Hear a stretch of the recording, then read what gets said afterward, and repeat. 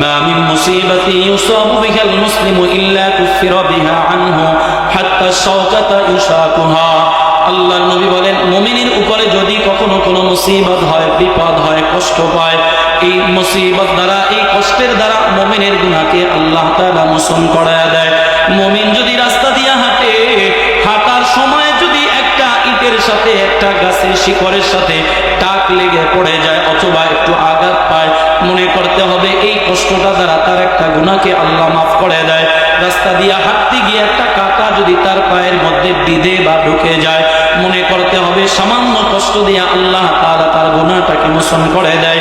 এজন্য আল্লাহ নবী বলেন, মুমিনের উপরে মাঝে মাঝে মাঝে মুসিবত হবে তার গুনাহ মোচনের জন্য।